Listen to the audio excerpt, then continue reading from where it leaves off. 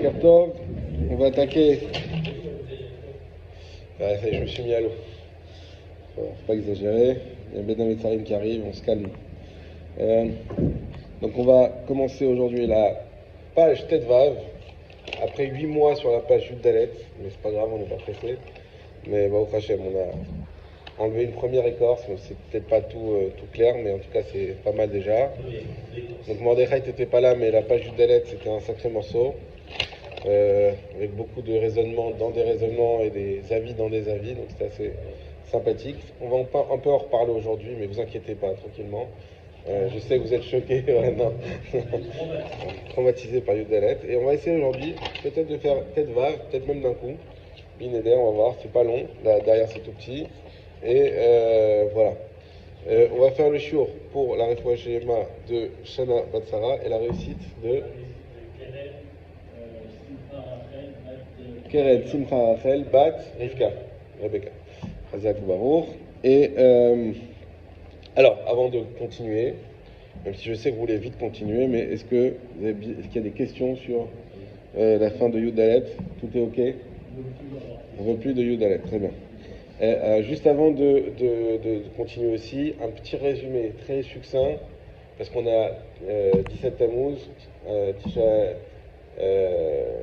Betammuz qui sera, Shvaïsri Betammuz qui sera dimanche.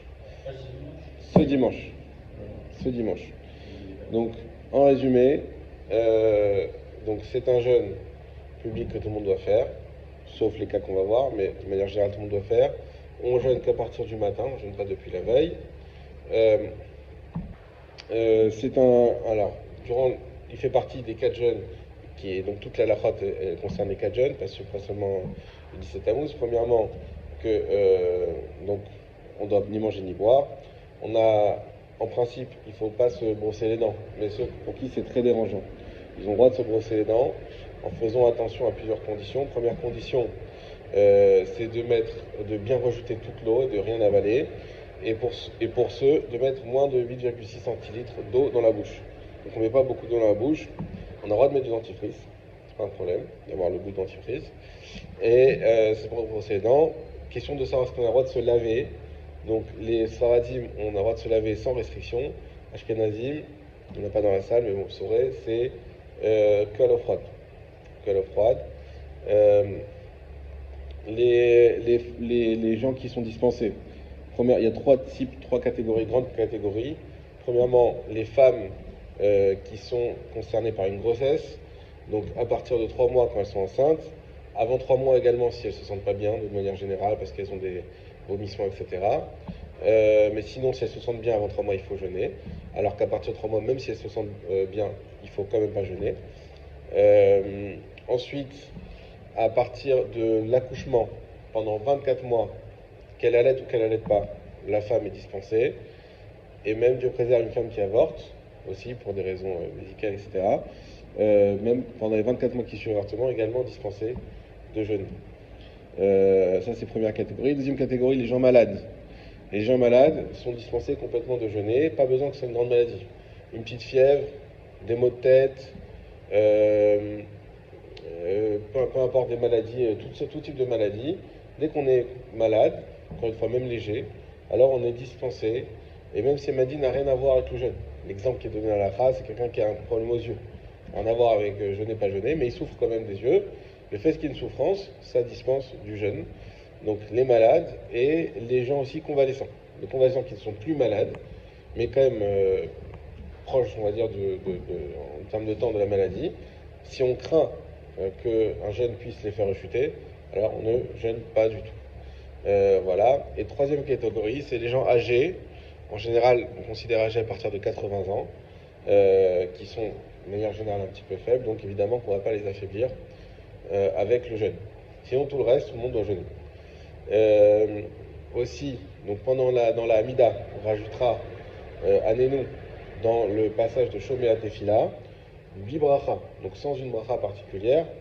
Dans la Gemara Tanit, il y a ce débat, est-ce qu'on fait avec bracha ou pas. La halakha, c'est qu'il n'y a que le Chazan qui fait avec bracha.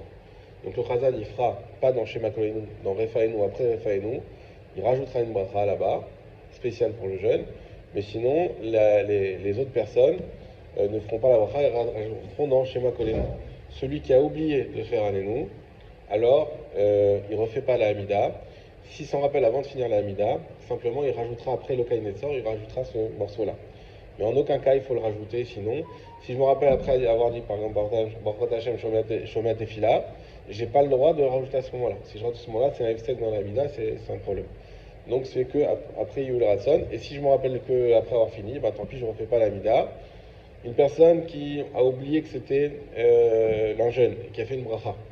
Shakol Yamidvao pour un verre d'eau. Et là, il se rappelle, non, c'est un jeûne. Qu'est-ce que je fais? Alacha, il boit un petit peu d'eau. Pourquoi? Parce que bracha levatala, c'est plus grave que le jeûne, qui est des rabanan. Bracha levatala, c'est des vraïta d'après beaucoup. Donc il boit une petite goutte d'eau, évidemment que le chiour, et voilà. Celui qui doit prendre des médicaments, il peut les prendre sans eau, sans eau. Et si c'est impossible à prendre sans eau, alors il peut prendre avec le minimum d'eau qui est nécessaire pour prendre le médicament. Si c'est un médicament qui a un bon goût, il ne faut pas le prendre, sauf si évidemment c'est un traitement très important, etc. Quoi d'autre? Oui, à partir du 17 Tammuz, peut-être on refera ça en profondeur dans le Shulchan Aruch, mais très rapidement, on n'écoute pas plus de musique jusqu'à Tisha B'Av. Plus de musique, plus de chansons, sauf s'il y a un mariage. Parce qu'on a le droit de se marier encore entre le 17 Tammuz et Rosh Chodesh Av, exclu. Rosh Chodesh, on n'a pas le droit. Le 17 Tammuz, Rosh Chodesh exclu. Il peut y avoir encore des mariages. Et donc là, s'il y a un mariage, c'est une mitzvah de réjouir les mariés. Donc on aura le droit, dans ce cas-là, de faire, d'écouter de la musique. Mais dans tous les autres cas, ou aussi une bar mitzvah qui tombe bismano. Ou une brit mila bismano aussi, si elle n'est pas repoussée. Donc dans ces cas-là, c'est bismano, c'est une mitzvah, on a le droit, mais sinon dans tous les autres cas, on n'a pas le droit. Quelqu'un, alors c'est un cas un peu spécifique, mais on aime bien, il y en a qui aiment bien utiliser ce éther-là, peut-être un peu trop. Quelqu'un qui est déprimé, etc., que la musique, ça lui permet de survivre et de faire face à la vie. Effectivement, aux difficultés de la vie, on va dire.